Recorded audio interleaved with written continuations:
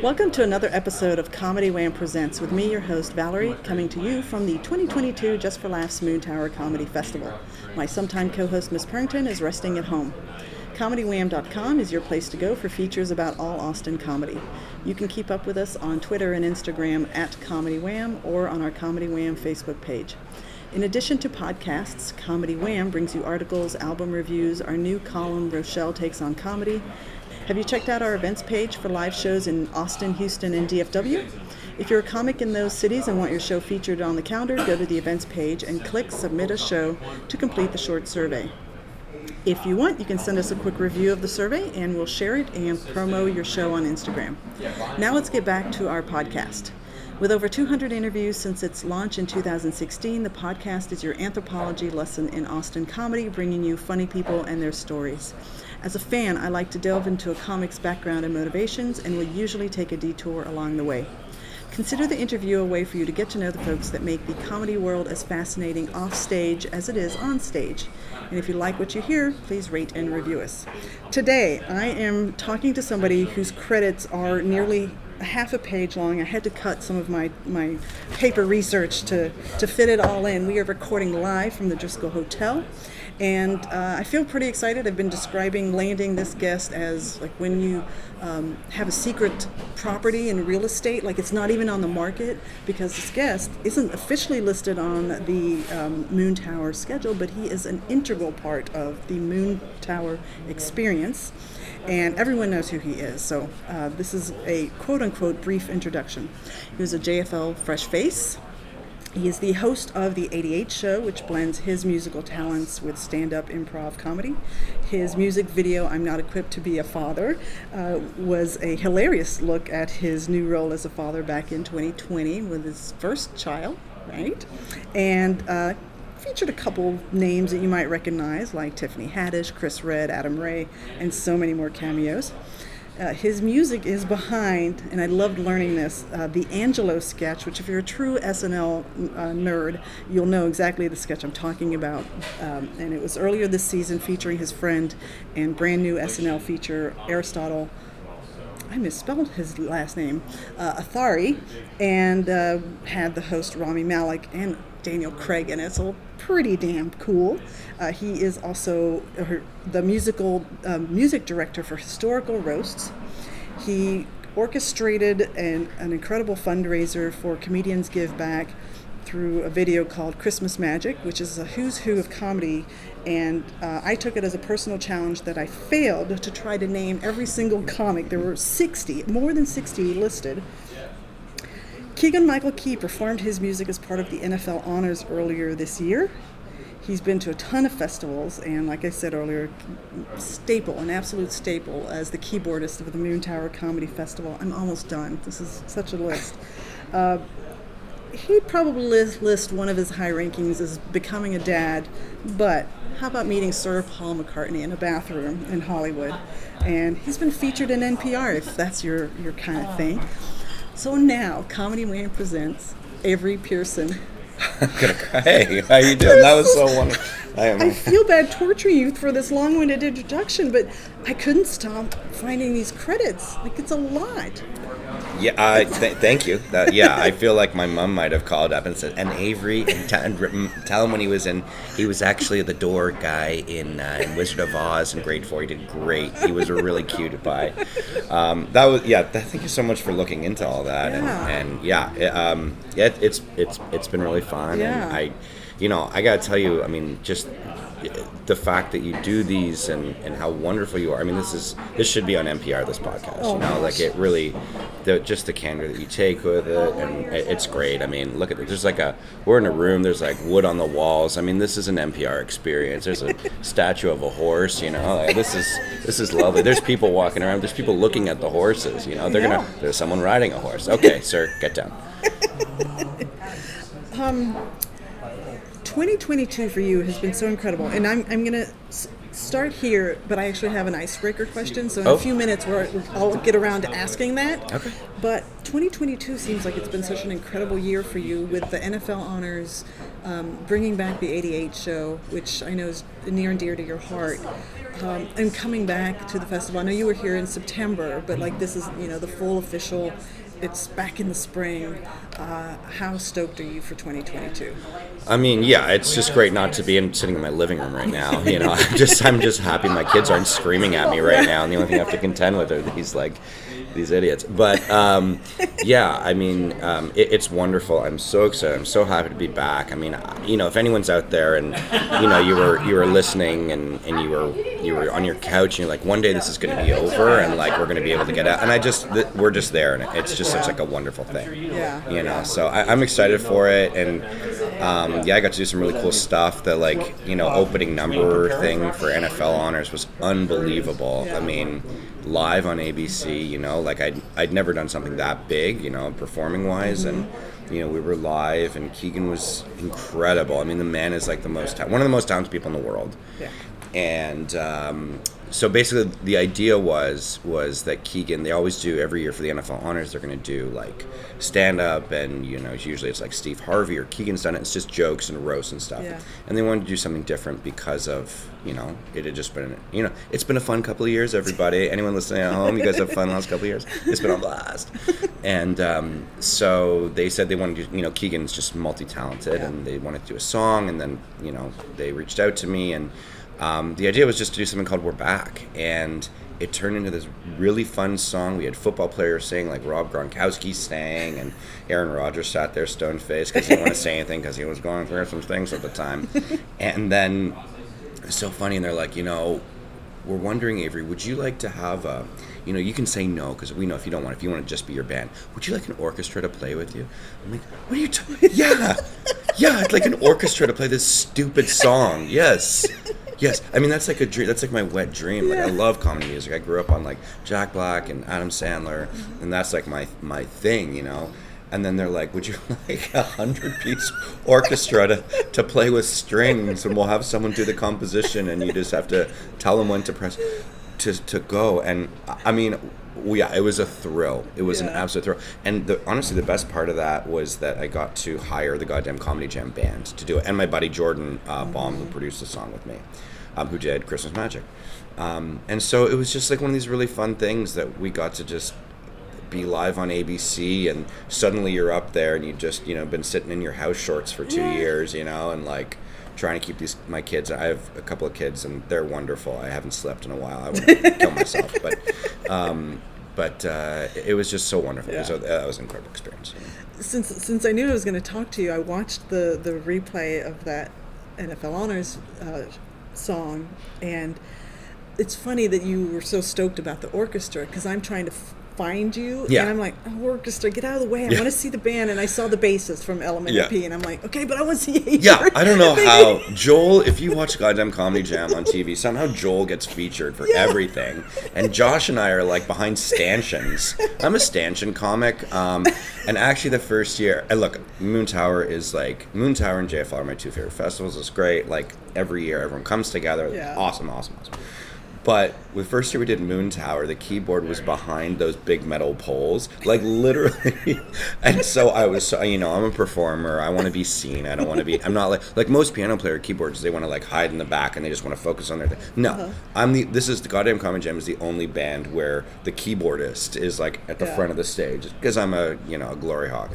And so I literally got to the stage, grabbed the stanchion thing, and moved it 3 feet stage left. I'm like, fuck this. I'm like, I came all the way from Los Angeles. My kids, I had to pay for a babysitter this weekend. I'm not going to be behind a stanchion. Anyways, but I love the fact. I mean, I just mess around. But then again, I get the biggest spot of my career. I'm behind another stanchion. I'm a stanchion comic. I do mostly behind poles. I've played behind gates before. I've done lampshades. There's been I've performed behind people in large crowds, but mostly behind people.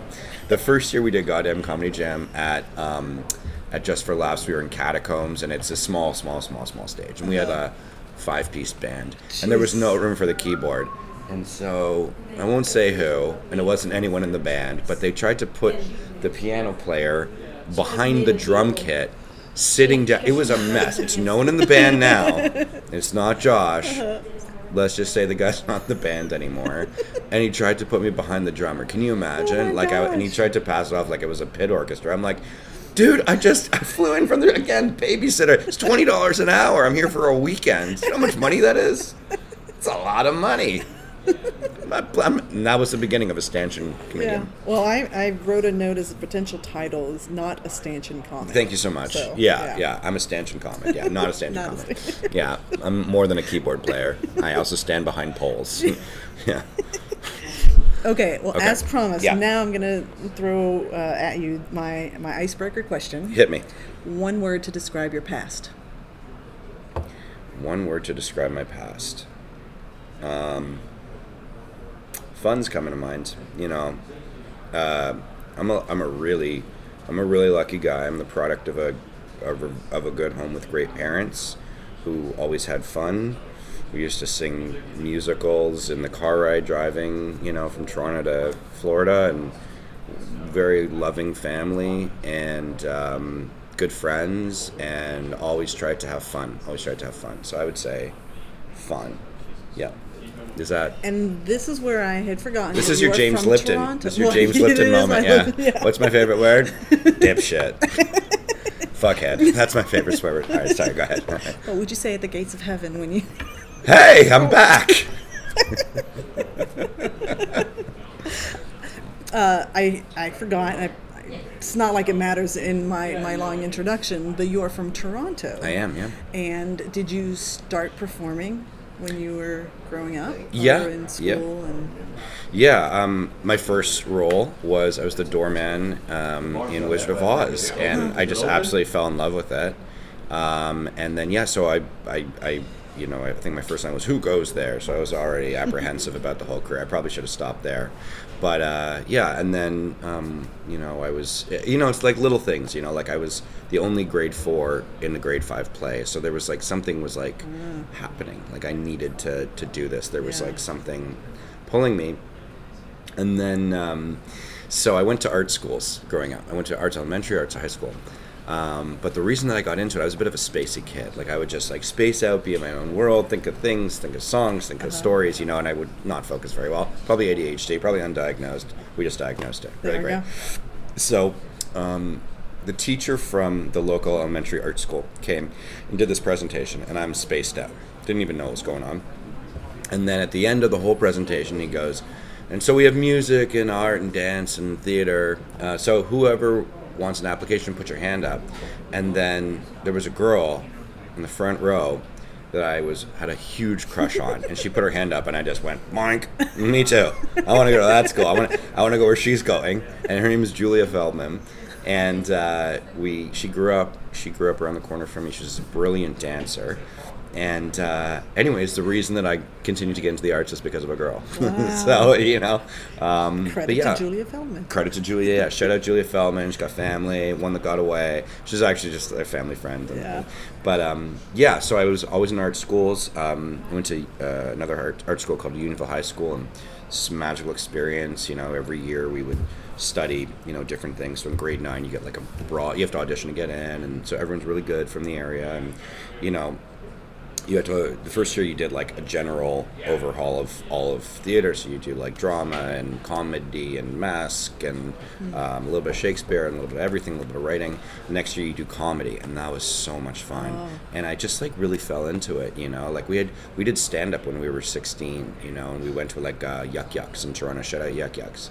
And we did stand-up, and then we did like mask and commedia dell'arte and improv, and it was incredible. And the next year we did Shakespeare, and the next year we wrote our own material, and like it was I that's why I say fun. Like I really, you know, I think it's, you know, I mean, not to get too incensed here, but like the pillars of society are healthcare and education. Education is so important, you know, like what you teach the kids.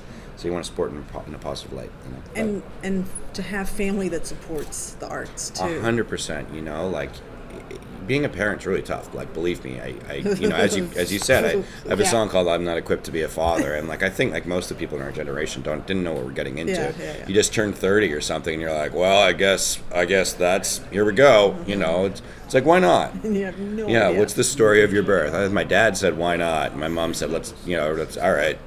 And then they had sex, and here I am, you know, and we're all just sweating, You know, like when after having a kid for like a week, I called my mom and apologized for everything. So I'm just really sorry. It's just I don't know what if I ever said didn't listen to you exactly.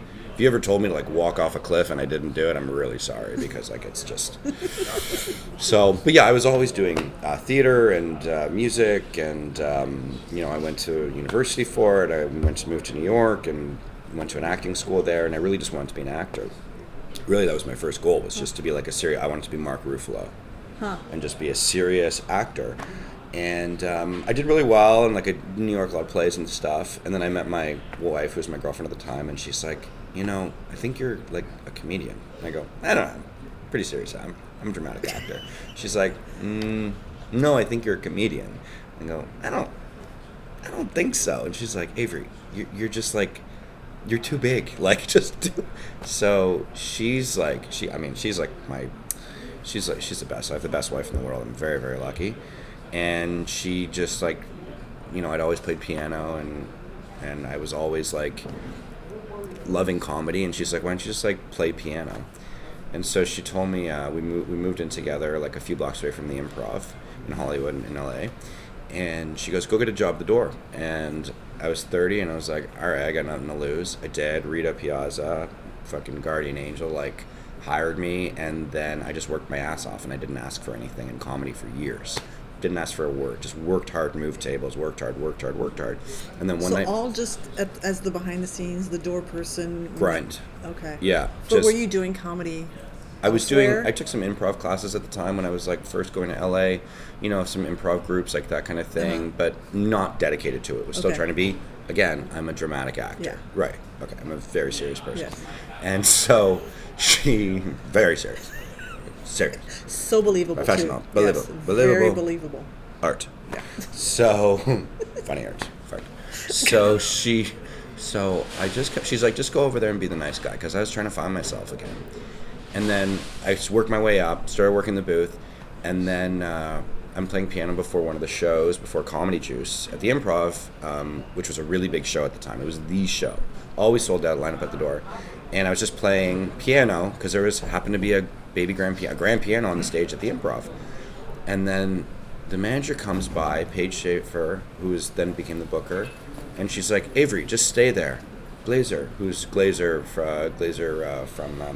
from Weed fame, go to the booth. And then I just start playing piano before shows at the Improv in front of 200 people. And I'm just riffing with them, I'm playing with them, I'm just doing like a million different things. And at first I was terrified because I had no material, and I just kept playing. And then I would like be like, hey, where are you from? And they're like, Detroit. And I'm like, oh, I'm so sorry. You know, and it just kind of built. And then comics started seeing me, and they go, Avery, stay up there. And so Jeff Ross is like, Avery, stay up there. And I went to the bar, and then someone said, Avery, what are you doing? And I go, what? He's like, Jeff Ross is on stage. He wants you to come up. I'm like, for what? He's like, he wants you to play piano while he like roasts people. I'm like, why? And he's like, and it was actually Josh Adam Myers, and he goes, go. I'm like, what do you want me to do? He's like, just go play, dude. Oh no, actually, I should do Josh. Dude, just go play. Well, what am I gonna play, dude? It doesn't matter what you play. It's how you play it. You know, you got to put your Gertha in it. You got to put your Shawarma in it. You know, you got to double down with your Scoozy Boozy. So I didn't know what the hell he was like. Just get up there, go. You got diabetes. You don't have many years to live. Just get up there. This could be your last chance on stage. Oh God, I wish I could play piano. Did I ever tell you about the time I tried? All right, that's enough, Josh. So, all right. So I go up on stage, and there's Jeff Ross, and I'm just playing with him. And then, you know, Judd Apatow would want to do something, and then Tiffany Haddish.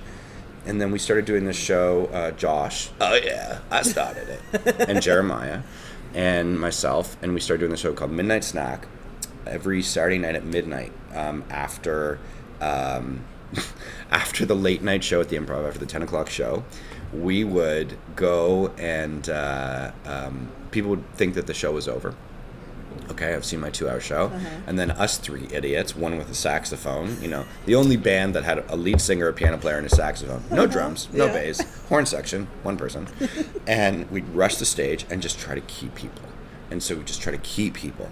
And so we were the kind of a backward show where it was like, instead of people coming into the room, people would leave the room, as time progressed. Yeah. So it was how long could we, so after a show we'd be like, oh man, we kept most of the room for like an hour. Wow, we did really good. Yeah. Oh, we only kept them for 20 minutes. Oh God. But then by the end of it, there'd be like 8 hardcore comedy fans there, and we would just be making up songs with them. We'd play all night. We just became best friends. It was so great. And so we were doing Midnight Sack for a while. And I'm just sort of like going through the progression here. All right, here, I'm dealer's choice. You want to hear the ADHS story or the Paul McCartney story? Or in what order? I'm actually going to ask you some questions Yeah, about okay. the stuff that was, hit me. NPR here. All right, so sounds like your wife was your muse to actually get you out of your, Mark Ruffalo phase. Hey, I'm not dead yet, I'm curious about how long ago that was. That would have been in 2012. Okay. And I had done some sketch comedy in New York, and I was part of a sketch team, really sketchy, but I wasn't taking it very serious. I was taking it seriously, but I wasn't like pursuing it as like my thing. And then she's like, Avery, you're funny. Just go be the funny guy. Mm-hmm. Just go be funny and be nice. Yeah. And so that was about 2011. So I've been in this game for like 10 or 11 years. Something like that. But the first few years I was just doing the door, so maybe like 8 years or something. So you were seeing a lot of comics, and as somebody who, my opinion is, if you are studying the arts in a formal way, you study the technicalities. So were you absorbing all of that? Yeah, I mean, one thing that I found is that most people say, I think stand-up comedy is like the hardest form. It is, unbelievable. It is an unbelievably difficult thing to master. Mm-hmm. It's like you have to work so hard at it, be so precise about it, and then let go and have fun. You don't want your surgeon doing that. You don't want to be like, all right, studied for 20 years and now I'm going into brain surgery. I'm just going to get in there and have fun and let loose, So I was watching, and I would start doing the math on how it worked. And I remember this. I used to do. I was the piano player on Mondays at the Comedy Store for like 4 years, and so I'd be there from 7 till 2 every Monday night, and it was awesome learning ground, and it was great.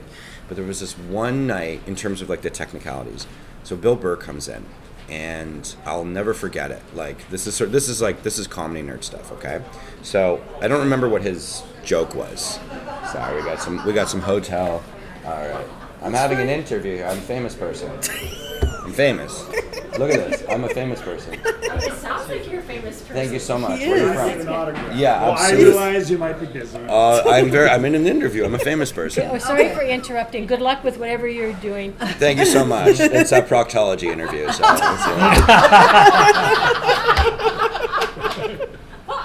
well, we're actually pretty good at that. Just saying. Do you get discounts? Yes, you can.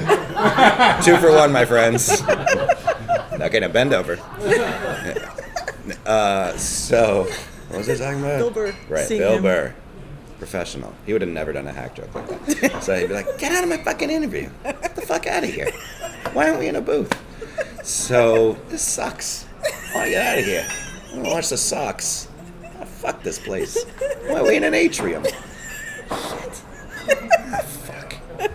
He's the godfather of the jam. You get it. Yeah. Valerie gets it. We go way back. All right. So, all right. It was Bill. So, I'm not going to do the joke that he says, but I'm going to just explain the structure of it because I think it was brilliant. He said one sentence. It was a one-sentence joke. Let's just say it was, the cat walks down the street and gets hit by a car, okay? But I tracked it, and so he went, the cat, and then he dropped down and did a full-on story about that cat. Brilliant, 5-minute bit.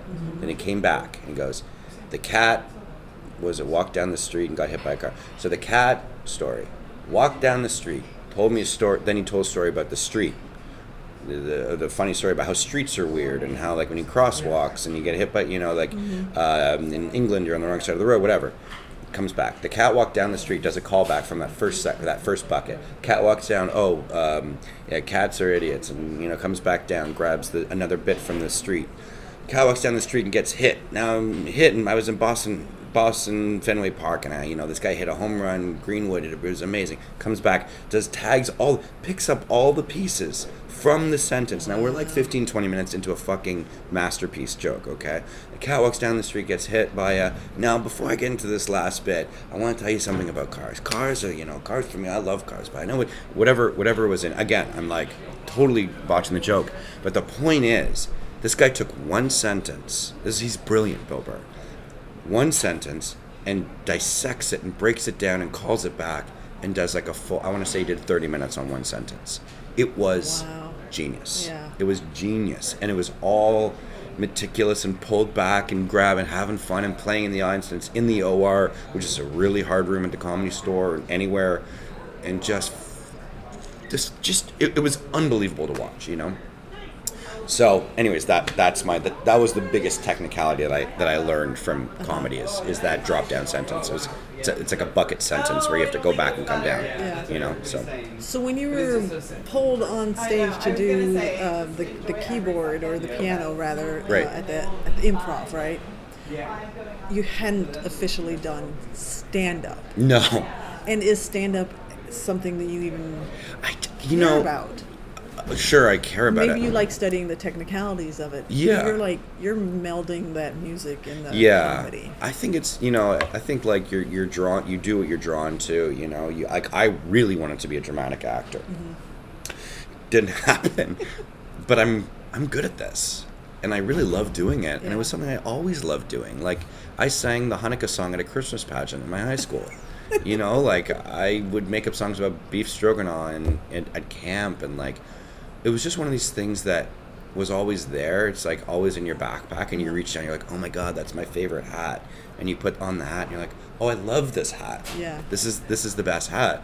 And so now I write comedy songs, and I get to write comedy songs, working on Graduate. I get to write comedy songs. I get to do covers. I never wanted to be in a cover band, but I'm not. I'm in the fucking best cover band. I'm in the best cover band in the world. Because we get to do it with the best people in the world and have so much fun with all my friends. And the coolest places in the world. Coolest place in the world. Cruises. Montreal. We were in Cancun. Maybe London. Bruce Hill, if you're listening. We want to go to London. He's not listening. But, It's going to be all Oasis. Yeah. It's like, so we do Oasis comedy.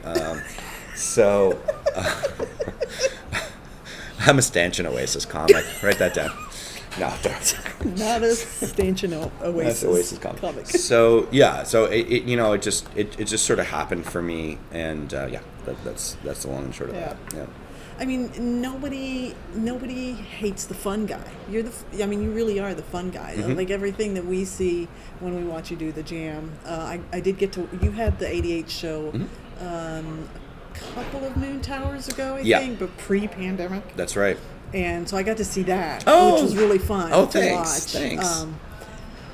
So yeah, who doesn't like a fun guy? And like you commit to that, and with your abilities with the piano and keyboard, who doesn't want that around? It's and I think so. I think it's just having fun and being nice. It goes a long way. Be kind to people.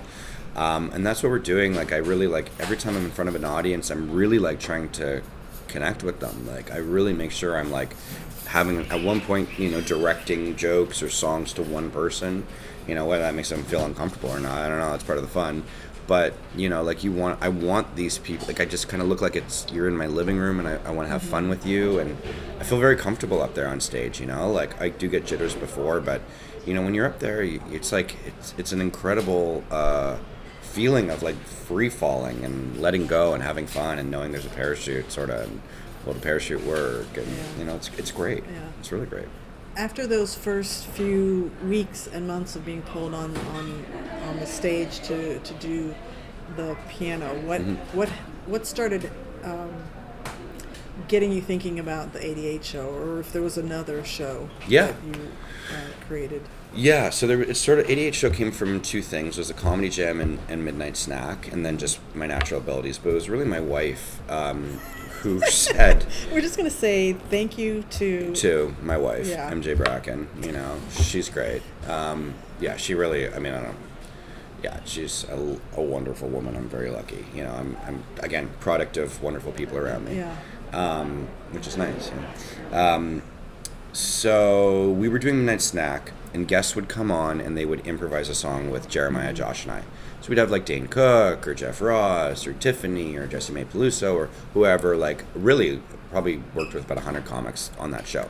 You know, every Saturday night till late. You know, I think Aristotle did it. Oh, yeah. Okay. Yeah. So Aristotle comes and does Midnight Snack with us one night, and this was at a time where he was doing. And I talked with him about this, but he was experimenting with characters, and he comes on stage, and I'm like 95% sure this is the moment, but he comes on stage and he starts doing this like Tucky guy, you know, what is it for, you know, all this stuff. Angelo? Yeah. And so he's like, play for me something. And, you know, I go, okay, Angelo, what do you want to hear? He's like, play for me. I go, okay. And it became that music. He's like, this is good. You know, sing for me, you know, don't stop believing, you know, like. And so we did it, and it was just like, I'm like, who the fuck is this guy? He's so brilliant. You could tell. He was so, but I couldn't grasp it. Like I wasn't, so we didn't like go and like write a million different things, but I was like, this guy's brilliant. He's doing his thing. Respect that. And we had the song, and then he's like, would you mind recording that? I'm like, continue to develop the character, of course. And then, so cut to a year ago or whatever it was, last spring, I guess. He's like, you know, I'm going to do it for New Faces. Was that okay? Yeah, for sure. And then he calls me and he goes, hey, I have this audition for this show, and I can't tell you what it is, but I want to use the music. Is that okay? And I go, yeah. Good luck on your show audition. The only show in the world that won't let you say anything about a fucking audition, right? So I knew it was SNL, and he got it. And then a week later, it wasn't the first. I think it was like, I don't know if it was the first, second, or third episode. It was very early. It was very very early. memorable, even before I realized. Yeah. Yeah. And he's doing it. I'm like, holy crap. And then, so here's the thing, right? Like you go, I just helped my buddy out. That's enough. And then this gem of a person calls me and goes, hey, I spoke with the music supervisor. Now you got to understand, when you're on SNL, it is hard enough. It is. I'm sure everyone you've interviewed on this, SNL's a tough gig. You have to work so hard. It's, you know, very competitive, and you're just trying to do the best comedy in the world, right? That's your job every week. Do the best comedy in the world. So he goes, you know, would you let me use it? I did it. And then he goes, I spoke with the supervisor. So he's already like stepping out of his comfort. And he's like, they're going to give you a music by credit on it. You're getting an actual credit on it. You're getting residuals and all that kind of stuff. And yeah, so I got this SNL credit because of Aristotle, God bless him, being a real mensch and a good person and being nice and fun. Yeah. And so that's how the Angela thing started and grew. And I mean, he gives me a lot of credit, and the music is really good, and he feels very inseparable with it. But obviously he's genius, and he made this amazing character. But it was fun. It was really, really cool. I felt lucky I got to watch him do stand-up last night. Oh, yeah. I couldn't. It's one of those things. Can't really describe what he did, but it was brilliant. Yeah. And just so out of the box. He's got a really interesting story. We've been playing around with maybe me directing his one-man show. We're like talking about it a little bit. I think it'd be fun. But he has a very interesting story. If you ever can get him on the podcast and talk with him, I don't know if you know this, but SNL people are incredibly difficult to probably work through too. I've been trying. I'm sure. Yeah. Well, maybe in 20 years when he's off the show. Yeah. So I mean, that was amazing. And then, so wait, where were we talking about the? I don't even remember. All right. What you tell me what's next? Goodness. The origin of the 88. Oh, right. Yeah.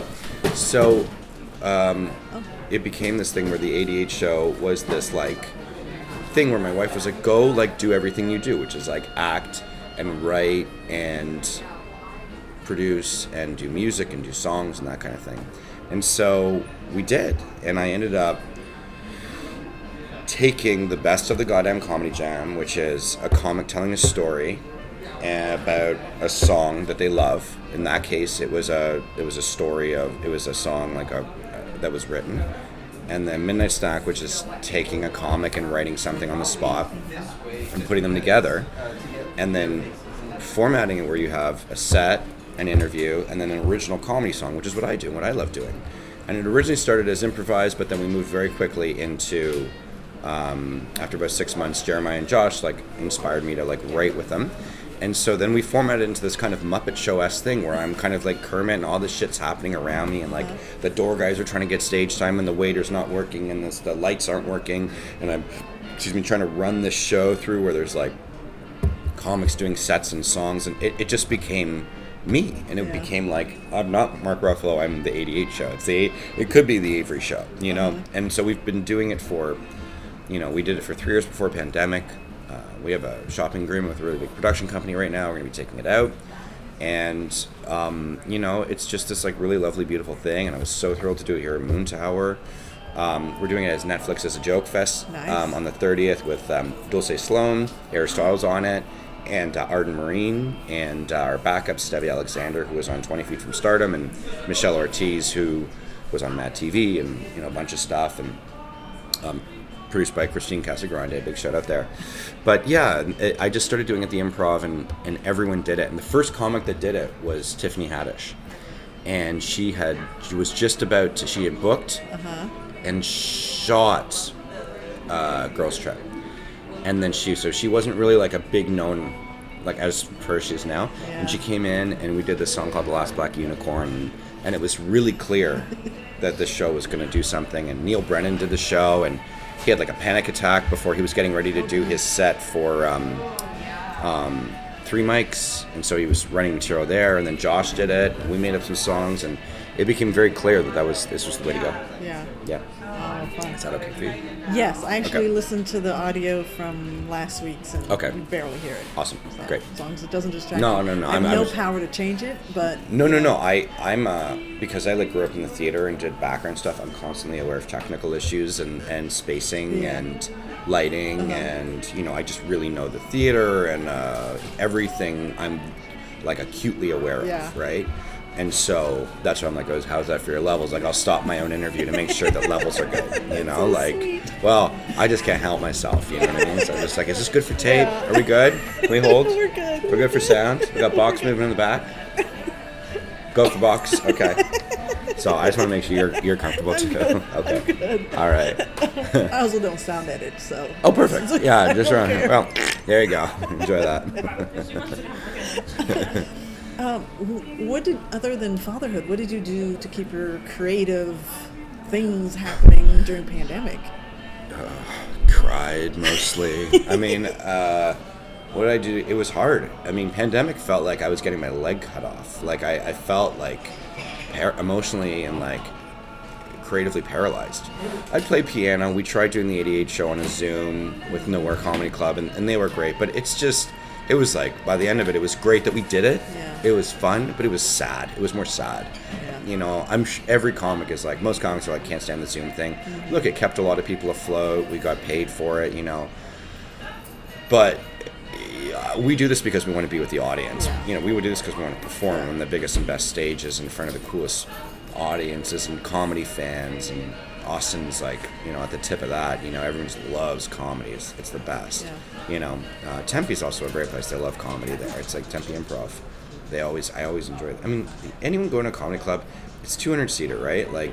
Obviously that as you grow as a comedian, your audience base grows. But you get these people, 200 people, 300 people in a comedy club.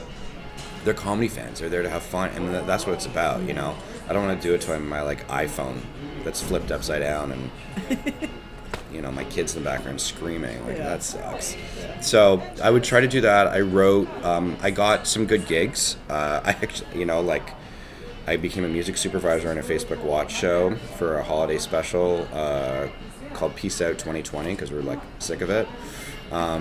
So did some music selection there. I did the Snubbies with Jeff Ross. So that was on Live by Live. And so we worked at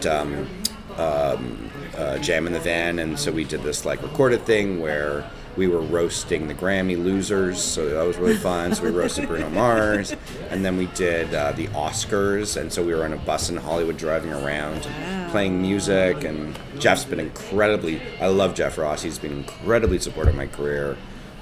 He actually, I would say From the very get-go. For the very get-go, Jeff Ross has been there for me, and he's, I mean, just done so much. He made me a music director on a Netflix show when basically my credits included the '88 show and a desire to be Mark Ruffalo. And he hired me to run it because he's the best, and he's, there's some people, the way the comedy goes is that it's a brother and a sisterhood. You are brought up, and if you are brought up in that tradition, you know to pull people up. And that's what Rita Piazza taught me, who was the general manager of the Improv and is, the patron saint of comedy. And you just bring people up. Josh brought me up with Jeremiah. We came up through the comedy jam, and I'll bring up my friends, and that's how it goes. It's not nepotism. It's friendship. Yeah. Yeah. So. Keep going back to it, and it's fun. And it's fun. Yeah. It's the best.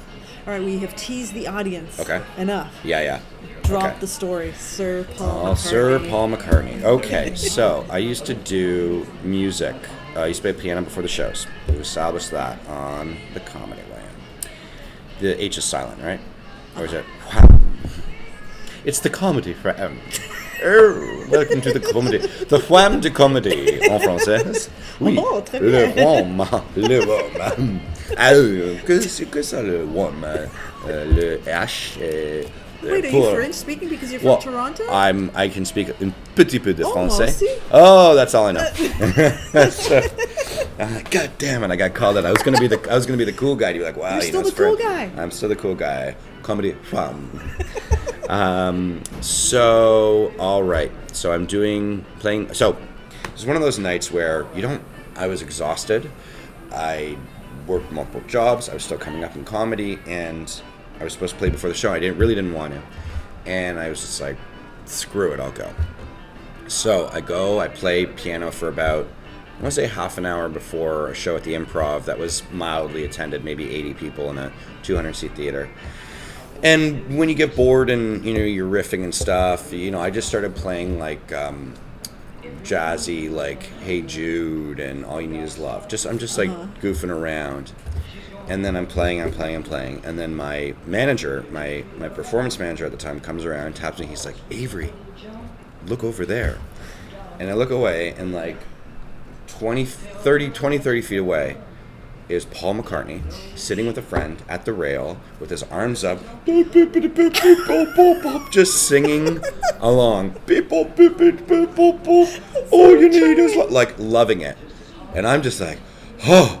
Like I'm getting chills thinking about him. So I'm just like, oh God, no, oh no.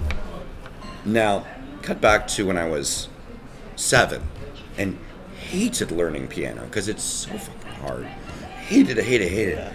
And he goes, and my mom's like, here's a easy to play Beatles book. And I was like, oh, playing music can be fun. So everything. I love your mom. Yeah.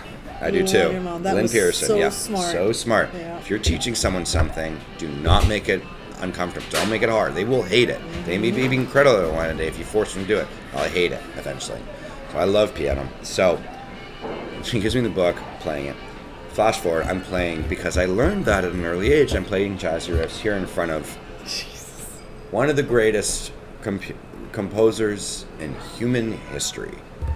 The greatest rock star of all time, the Beatles, Paul McCartney, the greatest, unbelievable. And so I'm playing, and all I could think was, you can fool him if you just keep the beat. So whatever you do, so I'm like stomping to keep the beat like this. I'm like,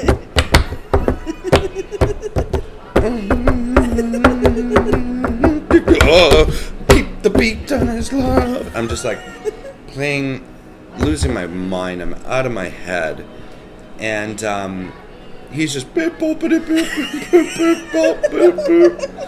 the back there, and I'm like, what the fuck is going on? So I play, goes well, And then I come off stage and I walk over to him. I'm like, I'm passing him. I'm not going to like duck him. And I go, you know, Mr. McCartney, my name is Avery Pearson.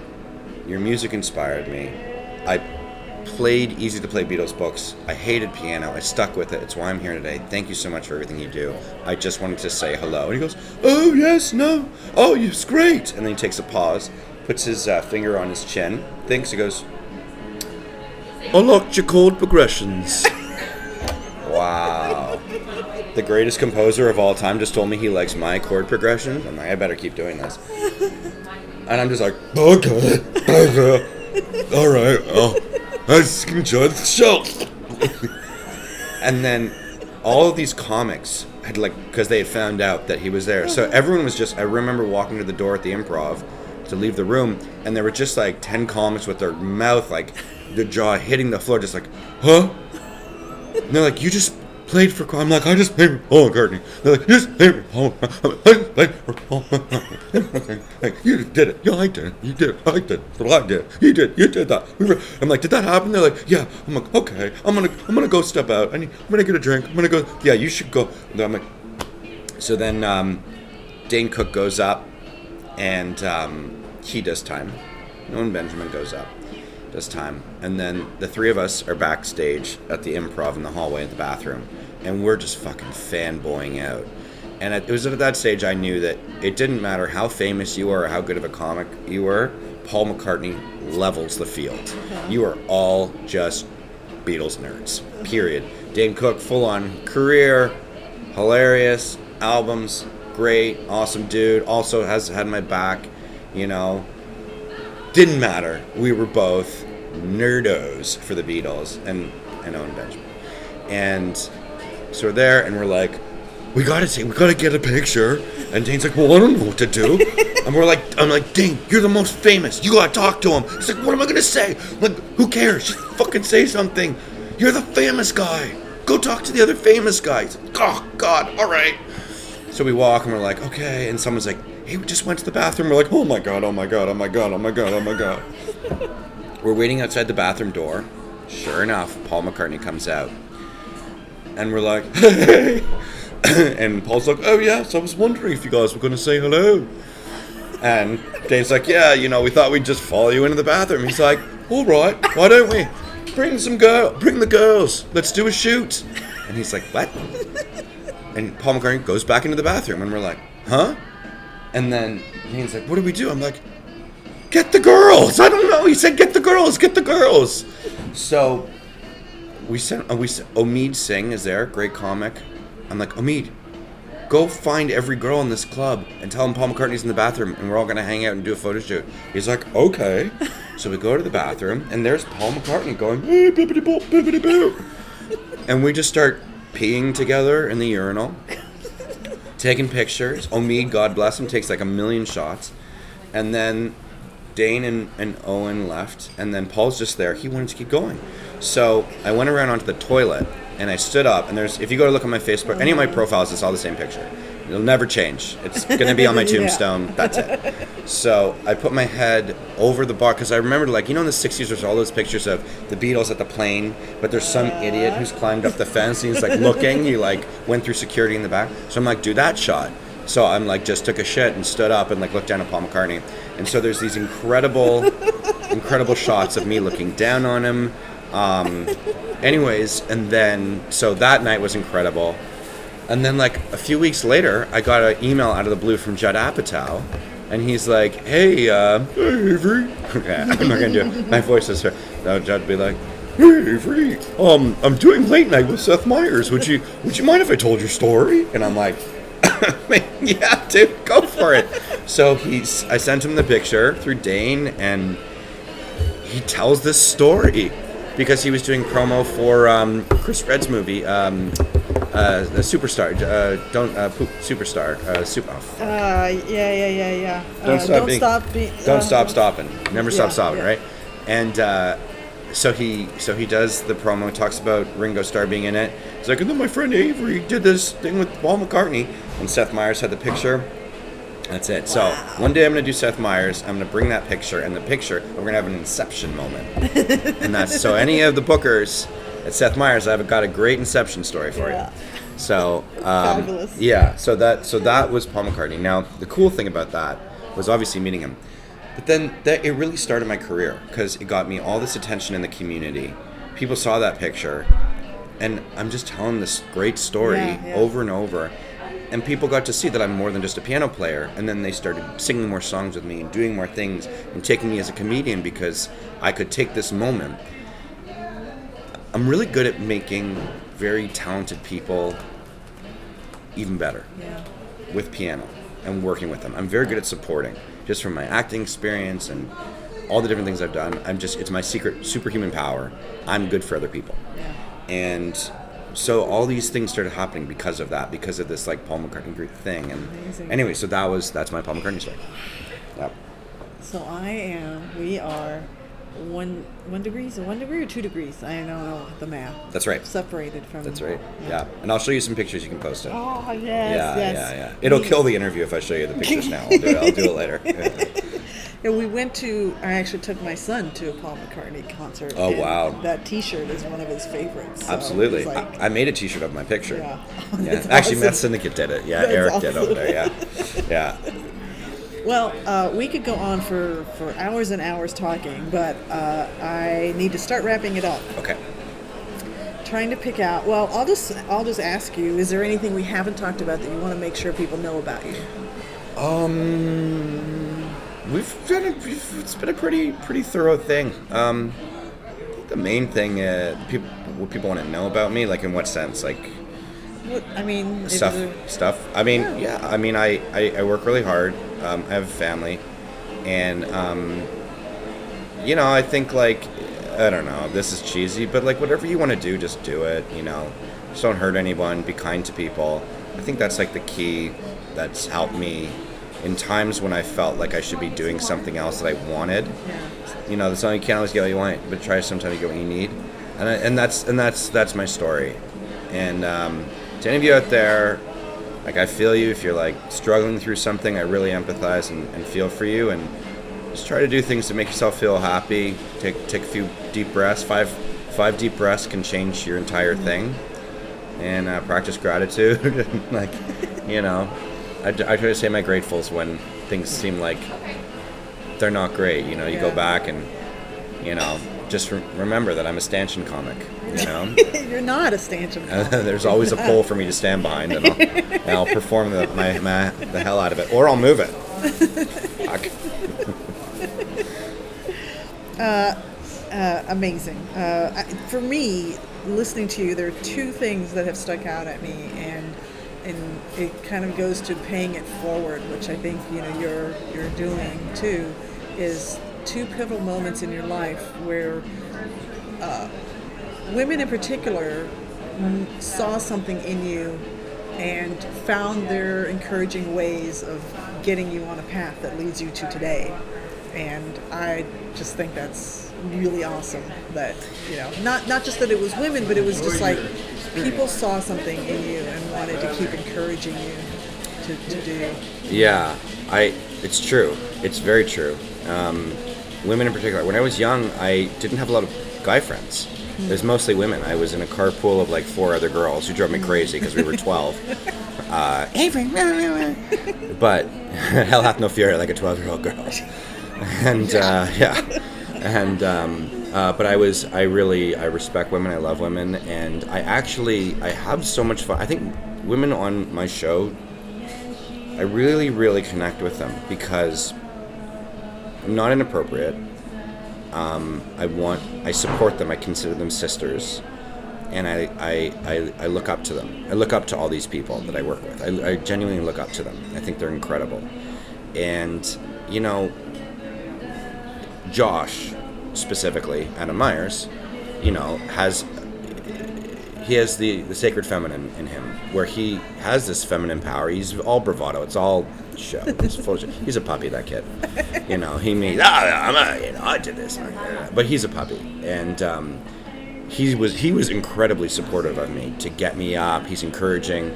whenever I was nervous on stage, we did this thing where we it's called shoulder, shoulder, shoulder, roll it in and in. Yeah, we roll it in and then we shoulder, shoulder, shoulder, shoulder, roll it in. Yeah, we roll it now, fucking crush. But yeah, I think women in comedy are brilliant and I love them. And yes, I, again, support the ones around you. Not because maybe in turn it'll do something for you like karma, but because it's the right thing to do. Yeah. Help each other out. Yeah. We are spinning in infinity right now. and you can just encourage people and help people and let people be who they want to be and let people choose what they want to choose in terms of women. Yeah. Fantastic. Well, on that note, I'm going to give you my closing question. Yep. One word to describe your future. Oh, okay. Oh. God, I want to say hope. I just want to continue to be hopeful and positive and, in that sense, be open-minded, just stay hopeful for the future, hopeful for the planet, hopeful for us as a society, that we can live together and be together and continue to work together, bring people together through comedy, through laughter and humility is really important. If you can't take a joke, everyone was made fun of as a kid. Everyone. The bullies were made fun of by their parents, if they were bullies probably. Everyone has gotten hit. And just, if you ever feel like someone is being weird around you, think of them when they were 5. They're just having fun. Yeah. All they want to do is have fun, be hopeful. No 5-year-old is I got to get these taxes and I got to be miserable and upset. Just look at that person, imagine them in your 5-year-old self. Imagine playing with them. Imagine making up a play with them. Do something out of the normal, and be hopeful for that. That's what came to mind. Very nice. And shit brick. That's my favorite swear word. Also, moron. And diarrhea breath. That's a hyphen. Oh, Josh, thanks for making No problem. appearance. I can do a full-on interview as Josh, for sure. You get it. That is a wrap on Comedy Wham Presents. Avery Pearson. Wham. Comedy Wham. Comedy Wham. Yeah. Tell us where we can find you on social media and promote your projects. Thank you so much. You can find me on all socials at Avery Funny, AveryFunny Funny. Also, please follow my show, The 88 Show, and that's at the 88, the number, show. 88 keys on a piano, The 88 Show. Hit us up, follow us. If you have venues and stuff, you want us to come do shows, we'd love to. It's a comedy music show featuring original comedy songs. It's great. And come out to the Comedy Jam while you're in town and keep having fun out there. Very good. Yep. Yeah. We hope you've enjoyed learning about how Avery got to be the fun, comedic, non-stanchion genius that you heard today, just as much as I have. This has been Comedy Wham Presents Avery Pearson. I'm Valerie, and that's been funny. Thank you, Avery. Thank you so much for doing this. We love you. Yeah. Yeah. Another shout out for stanchions. Oh yeah, I want to give it up for all the poles out there. No one gives you any respect. Everyone just walks by you, but I give you respect. I'll just stand behind you. Hope for the best.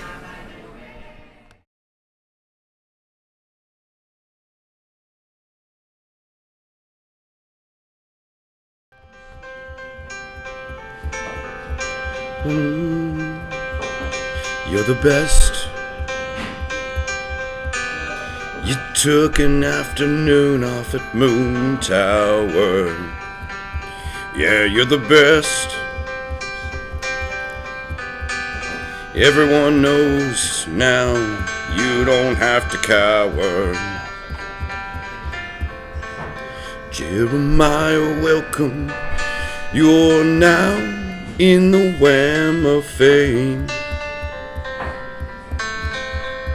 And now you get a root beer. Welcome to the Wham of Fame, Jeremiah. You're inaugurated.